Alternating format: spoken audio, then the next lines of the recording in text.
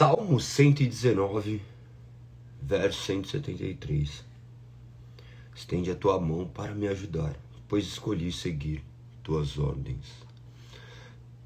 As mãos de Deus sempre estão prontas a ajudar aqueles que são obedientes. Sempre corrigindo e direcionando, apontando o caminho correto. Bom dia a todos, que possamos ter mais uma manhã iluminada pelo Divino Espírito Santo, para que possamos compreender o que as Sagradas Escrituras dizem. Bom dia Pedro, bom dia Edivan, bom dia Eliane, bom dia Silvia, bom dia Gandhi, bom dia a todos que estão aí. Vamos nos aprofundar mais um dia na leitura, clamar ao Senhor por entendimento. Bom dia Mari, quanto tempo, hein? Deus abençoe. Então pegue sua Bíblia, nós estamos quase terminando o Salmo 119. Nós vemos aqui o verso 173, onde ele clama para que o Senhor estenda a tua mão para ajudar. Quando ele diz, pois escolhi seguir as tuas ordens, parte de um pressuposto de uma responsabilidade. Essa tensão entre soberania divina e responsabilidade humana sempre existiu e sempre existirá. Até onde vai a soberania divina e até onde vai a responsabilidade humana. A questão que nós temos que entender é que eles não são coisas excludentes, mas sim complementares. Alguns teólogos utilizam que a responsabilidade humana e a soberania divina se trata justamente de duas asas de um avião. Qual asa seria mais importante? Ou você falar a um pássaro, qual asa é principal, a esquerda ou a direita? Nós podemos ver que o homem sempre é chamado a uma responsabilidade. Essa escolha aparente que nós temos de decidirmos seguir essas ordens do Senhor é uma tensão real que ocorre em nossas vidas. Nós, como já bem disse, e é muito claro, nós cremos na soberania divina, em somente Deus inclinando nosso coração para obedecê-lo, senão nós não conseguiríamos. Mas nós partimos sim do pressuposto que existe uma responsabilidade nisso tudo, que Deus nos conduz, mas nós agimos de acordo com aquilo que Ele colocou em nós, e de certa forma existe essa ação, essa responsabilidade. Eu não sou meramente um robô, onde eu simplesmente ajo e Deus está fazendo tudo. Não, nós somos seres responsáveis, onde nós fazemos aquilo que é necessário, onde nós agimos de maneira como a palavra diz. Depois que ocorre a regeneração, o ser humano sendo transformado, ele passa por este processo de santificação, onde envolve essa responsabilidade. A regeneração é uma obra única e exclusiva de Deus. Eu não consigo ir até Deus. Deus vem até a mim e me transforma. Ele transformando o meu ser, me selando com o Espírito, e agora eu vou viver esse processo de santificação. Dentro desse processo de santificação, eu vou agindo de acordo com a palavra. Requer essa obediência. Então, essa obediência irrestrita, em todo salmo, você vai verificar o homem falando de uma obediência, o homem submisso à palavra de Deus, o homem manifestando que tem obedecido essa palavra, pedido entendimento. Então, é uma dependência completa de Deus, mas que nós assumimos uma responsabilidade em cumprirmos aquilo que está escrito. Que você hoje possa refletir muito acerca disso, acima de tudo, com essa ajuda que o Senhor nos dá. O Senhor nos guia, o Senhor nos guarda, o Senhor nos direciona, o Senhor nos protege, o Senhor nos ajuda a todo instante. O que ocorre é que nós não enxergamos a ajuda do Senhor. Nós temos imaginação e uma completa certeza de que somos nós que estamos fazendo as coisas. Nós tiramos Deus dessa equação. Nós somos irracionais frente a esse aspecto. Tal qual uma criança que está no colo do pai, dirigindo o seu carro, onde ela tem a plena convicção de que ela que dirigiu. O que ocorre é exatamente isso. Às vezes eu pego, coloco meu filho no meu colo, falo, vamos dirigir, filho. Ele vai dirigindo, daí ele sai contando para todo mundo, eu dirigi hoje, olha, você viu, eu que fiz isso aqui, fui até lá. Nós sabemos que não é assim. Da mesma forma que uma mãe está ensinando o filho, pegando na mão dele, mexendo a comida da filha ali, mostrando para ela como que é o ofício. Ela, eu fiz a comida. Mostrando milhares de exemplos, vocês poderão chegar a essa simples conclusão. Mas Deus está nos guiando. Deus está segurando as nossas mãos. Ele continua a estender essa mão para nos ajudar, que você possa reconhecer essas mãos soberanas sobre a sua vida, de Deus guiando cada um dos seus passos, tá? Isso é o mais essencial nessa vida. Se você acordou hoje é porque Deus está te ajudando, Deus está te guardando, te protegendo e te direcionando. Que o Senhor nos guarde e nos abençoe. Vamos para a meditação dos 4 capítulos de hoje. Eu fiz uma enquete lá no grupo. Não são todos que respondem a enquete, né? Mas é muito baixo o índice de resposta. Beira menos que 3%. Eu entendo o porquê não respondem, porque a maioria não lê. E quando alguém pergunta algo que gera incômodo, a primeira característica é se esconder, né? O ser humano sempre é assim. Quando ele é chamado a uma responsabilidade, ele quer ter um método de defesa. Eu perguntei quantos haviam lido a Bíblia, quantos dias eles leram a Bíblia, os 4 capítulos, na última semana, contando do dia de ontem, por óbvio. Algumas pessoas colocaram todos, outros 6, 5, 4, 3, tem gente que nem leu. Se você conta e aparentemente te remete a uma conquista, você conta para todo mundo. Mas se você não faz, você omite, você fica em silêncio. Então o silêncio também fala. Da mesma forma que a fala pode manifestar talvez orgulho próprio, o silêncio pode manifestar as suas mazelas. Eu falar que li a Bíblia todos os dias, eu não estou exaltando a mim mesmo porque eu não conseguiria ler se o Espírito Santo não me conduzisse a ser obediente. As coisas relacionadas a Deus podem ser feitas, claro, que também de maneira a trazer glórias para si mesmo. Você pode ler de maneira completamente egocêntrica e ler cumprindo apenas um ritual.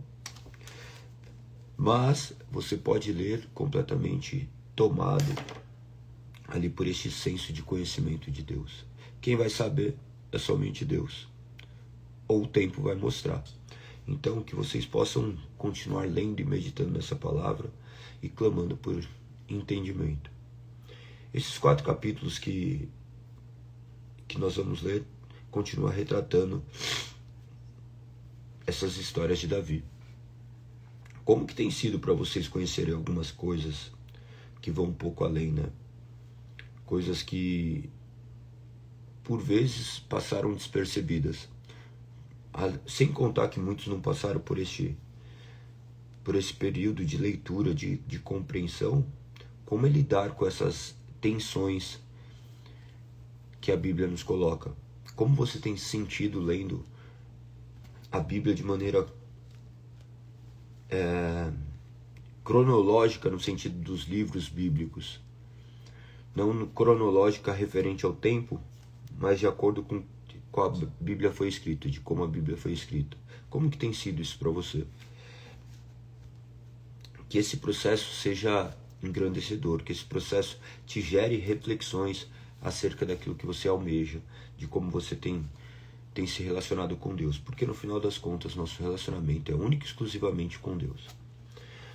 No capítulo 22 que nós iniciamos agora, nós vamos falar do 22, 23 e 24 e do primeiro livro de Reis. Primeiro livro de Reis, que é o 11º livro do Antigo Testamento. Nós vamos ver um cântico de louvor de Davi, do capítulo 22. Tem muitas coisas, muitos apontamentos ali que são bem interessantes para vocês abordarem, refletirem acerca dessas características do Senhor. Nós vemos no verso 29 do capítulo 22, ele dizer: ó Senhor, Tu és minha lâmpada, o Senhor ilumina minha escuridão. Ele retrata algumas particularidades. Ele, a partir do verso 31, ele começa apontando Deus como o caminho perfeito, falando que as promessas de Deus sempre se cumprem, sendo o escudo de todos que nele se refugiam. Ele traz algumas características de quem é Deus, como a rocha firme do qual nós estamos inseridos, fortaleza inabalável. Ele clama ao Senhor para que os pés dele sejam fortes e ágeis como o das corças. Ele retrata esse aspecto da soberania que nós estávamos falando. Leia com muita atenção, que é bem belo esse capítulo 22. Essa canção que foi entoada por ele. O capítulo 23 já começa as palavras finais de Davi. Retrata um aspecto muito belo da aliança. No verso 5 diz assim: acaso não foi minha família que Deus escolheu? Sim, Ele fez comigo uma aliança sem fim, bem definida e garantida nos mínimos detalhes. Ele me dará segurança e êxito. Nós vemos ali a promessa do Senhor sobre aquela casa, a promessa do Senhor em cumprir aquilo que Ele havia estabelecido. Então não se trata de mérito daquela família, mas sim do mérito soberano de Deus. Olhando essa obra maravilhosa de Deus, tanto que em vários momentos das Sagradas Escrituras menciona filho de Davi, quando se refere justamente ao Messias, essa linhagem, essa aliança que foi estabelecida há muito tempo atrás. No capítulo 23, vocês vão verificar os guerreiros de Davi trazendo os nomes como um memorial daqueles que eram guerreiros e executaram um aspecto bem importante. Vocês vão ver esses guerreiros serem nomeados. O mais interessante aqui é olhar justamente para Urias, que é mencionado entre os 30, que na verdade eram 37 valentes de Davi. Então, que reforça aquilo que nós havíamos já mencionado nos capítulos anteriores. No capítulo 24, você entra em uma tensão mesmo, no sentido de buscar compreender este aspecto. Eu confesso que eu li algumas coisas a respeito também, mas não consegui chegar a uma conclusão exata do que isso queria dizer. E me satisfaço com isso, tá?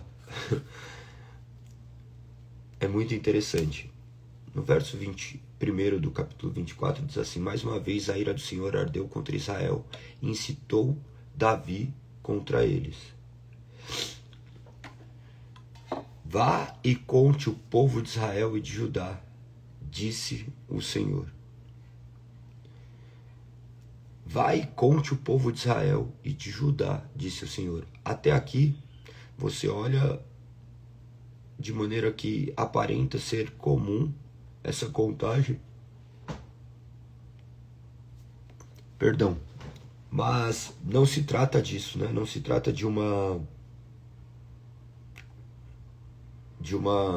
algo do qual não havia sido previsto anteriormente, onde Deus havia estabelecido que esse censo não deveria, de certa forma, ser feito. Daí você vai verificar que ele dá a ordem a Joabe para que fosse feita essa contagem.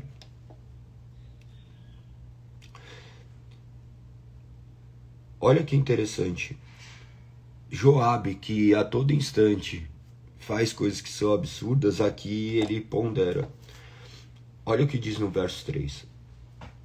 Joabe, porém, respondeu ao rei, que o Senhor seu Deus dê ao rei vida longa para ver a população 100 vezes mais numerosa do que é hoje. Mas por que, meu senhor, o rei deseja fazer essa contagem? Apesar da objeção de Joabe, o rei insistiu que fizesse o censo. Então Joabe e os comandantes do exército saíram para contar o povo de Israel. Primeiro atravessaram o Jordão e acamparam em Aroé, ao sul da cidade, no meio do vale de Gade. Em seguida foram a Jazer, depois a Gileade, na terra de Tatim-Rods e a Danja, e deram a volta para Sidom. Então chegaram à fortaleza de Tiro e todas as cidades dos heveus e cananeus. Por fim dirigiram-se ao sul de Judá até Berseba. Tendo percorrido toda a terra em 9 meses e 20 dias, voltaram para Jerusalém. Joabe informou ao rei o total da contagem. Havia em Israel 800.000 homens aptos para ir à guerra, que sabiam manejar a espada em Judá. E em Judá havia 500.000, Então, já vem aqui no capítulo 10 o julgamento. No capítulo 10 não, no verso 10, o julgamento por causa deste pecado. Depois que Davi fez o censo, sua consciência começou a incomodá-lo. Ele disse: Senhor, pequei grandemente ao fazer essa contagem, perdoe-me. Perdoe meu pecado, ó Senhor, pois cometi uma insensatez. Olha que interessante. Observe que diz que a sua consciência começou a incomodá-lo. Nós não vemos uma exortação direta de Deus, mas ele agindo na consciência. É a mesma forma que os pecados, os nossos desvios apontam para essa consciência, onde naturalmente nós conseguimos sentir o peso da desobediência de Deus. Mas será que nós temos a capacidade de pedir perdão? Será que você tem pedido perdão a Deus por conta daquilo que você tem agido de maneira inconsequente, agido conforme a sua vontade, não conforme a vontade soberana de Deus? Que você possa pensar por um instante acerca disso. O verso 11 diz: Na manhã seguinte a palavra do Senhor veio ao profeta Gade, vidente de Davi. Essa foi a mensagem: Vai e diga a Davi que assim diz o Senhor: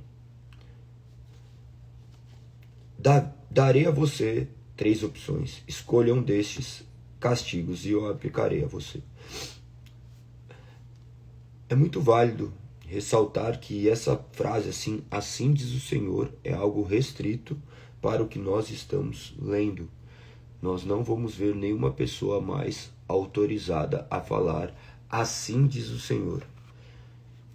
Quando uma pessoa aponta para essas questões, nós não vamos encontrar nenhuma validade bíblica para uma pessoa vir e ter a capacidade de falar autoritativamente sobre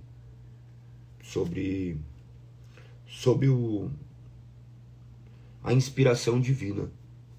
Assim diz o Senhor. Se eu falar assim diz o Senhor, eu teria que apontar o capítulo e o versículo, porque ali nós saberemos que é o que Deus diz. O problema é pessoas pegarem, terem sensações, imaginações e falarem que Deus está dizendo. Nós não somos obrigados a observarmos isso, tá? Ou, muito pelo contrário, nós deveremos repudiar, porque nós sabemos que Deus fala única e exclusivamente ao seu povo por intermédio da sua palavra. Continuemos. ele passa os castigos. Verso 13 diz: Gade foi a Davi e lhe perguntou: qual dessas 3 opções você escolhe? 3 anos de fome por toda a terra, 3 meses fugindo de seus inimigos, ou 3 dias de praga intensas por toda a terra? Pense e decida o que devo responder àquele que envia. Não tenho para onde correr nessa situação, respondeu Davi a Gade. Mas é melhor cair nas mãos do Senhor, pois sua misericórdia é grande, que eu não caia nas mãos do homem. E então, naquela manhã, o Senhor enviou sobre Israel uma praga que durou o tempo determinado. Morreram 70.000 pessoas em todo Israel, desde Dan ao norte até Berseba ao sul. Mas quando o anjo estava pronto para destruir Jerusalém, o Senhor teve compaixão e disse ao anjo da morte: pare, já basta. Naquele momento, o anjo do Senhor estava perto da eira de Araúna, o Jebuseu. Quando Davi viu o anjo de seu Senhor: fui eu que pequei e fiz o que era mal. O povo é inocente. O que fizeram? Que tua ira recaia sobre mim e minha família. Olha que belo, Davi se colocando como um escudo para o povo e assumindo a sua própria responsabilidade também. Mesmo diante de tantas mortes, nada fugiu do controle de Deus. Aí termina este capítulo com Davi construindo um altar. Verso 24 diz: o rei, porém, respondeu a Araúna: não faço questão de pagar por tudo. Não apresentarei ao Senhor meu Deus holocaustos que nada me custaram. Então Davi pagou 50 peças de prata pela eira e pelos bois. Davi construiu ali um altar ao Senhor e ofereceu holocaustos e ofertas de paz. O Senhor respondeu a sua oração em favor da terra, e a praga sobre Israel cessou. Quando Davi recebe essa mensagem, ele recebe uma mensagem daquele que era o profeta, daquele que era o vidente, como era chamado. Ele é ordenado a ir e construir um altar ao Senhor ali, na era de Araúna. Ocorre que Araúna vê que era o rei e deseja oferecer a ele a terra, deseja oferecer a ele até mesmo os holocaustos. E daí entra na parte que nós lemos, justamente onde ele diz que ele deveria pagar por tudo, porque ele não ia apresentar ao Senhor algo que não houvesse lhe custado. Isso que nós temos que prestar atenção. Nós temos que prestar muita atenção sobre isso. Nós não poderemos oferecer a Deus aquilo que nada nos custou, no sentido de que nós não podemos olhar para outras pessoas e imaginarmos que elas podem pagar por nós. Nós sempre seremos responsáveis, nós que deveremos ter as ações necessárias para glorificar o nome de Deus, sabendo que a responsabilidade é única e exclusivamente nossa. A salvação é individual. Prestem muita atenção quanto a isso. Você não será salvo por causa do seu pai, você não será salvo por causa do seu pastor. Você é salvo única e exclusivamente pelos méritos de Cristo. Mas agora a sua vida é oferecida como um sacrifício santo. E agora você caminha em obediência. Aqui, 1 Reis, é a transição já de reinado. 1 Samuel, a transição de Samuel para Davi. Agora de segundo livro de Samuel para Reis, já alterna para Salomão. Então, 1 Samuel, Saul, segundo Samuel, Davi, 1 Reis, justamente Salomão, que é o filho de Davi com Batseba. Mesmo assim, um dos filhos reivindicaram o trono, o que já gera toda aquela tensão comum em todos os reinados, né? Sempre esse antagonismo entre o bem e o mal sempre existe, e o bem sempre prevalecendo, sabendo que Deus está no controle de todas as coisas. Você vai ver Davi tomar o treino, leia com muita atenção. E depois ainda ter misericórdia de Adonias, aquele que haveria de reivindicar este trono. Ele fica ali todo agoniado diante da ordenação de Salomão. Mas olha que interessante, o verso 52 diz assim: Salomão respondeu: se ele for leal, não se tocará um só fio de cabelo de sua cabeça, mas se ele demonstrar más intenções, morrerá. A lealdade sempre foi a marca do povo de Deus. O povo sempre foi chamado a uma responsabilidade. Adão deveria obedecer, mas ele não obedeceu. Consequentemente, todos os homens se tornaram escravos do pecado e não conseguem obedecer por si só. Até que o Espírito Santo venha, nos incline, nos retire o peso do pecado, e agora nós não somos mais inclinados ao pecado. E essa obediência é uma obediência do qual é requerida por Deus, e nós podemos cumprir essa obediência justamente por conta daquilo que foi feito em nosso coração. E aqui retrata justamente isso. Se ele obedecer, tudo bem, pode ficar tranquilo, mas caso ele demonstre más intenções, ele morrerá. Justamente quando o homem pratica aquilo que não deve, uma morte é gerada nele. Que você possa hoje refletir acerca da morte e da vida, que você possa hoje refletir acerca de tudo aquilo que já foi feito por Deus, para que ele continuasse reinando sobre todas as coisas. E ele continuará reinando, e que ele reine no lugar mais importante, que é dentro do seu coração. Que você hoje possa clamar ao Senhor, pedir perdão pelos seus pecados e clamar para que ele habite na sua vida e direcione cada um dos seus passos. Que o nome do Senhor seja exaltado e glorificado. Hoje é o dia do Senhor, que nós possamos cultuar ao Senhor, que você possa ir até uma igreja, se reunir ao corpo de Cristo e ali viver esse momento de comunhão.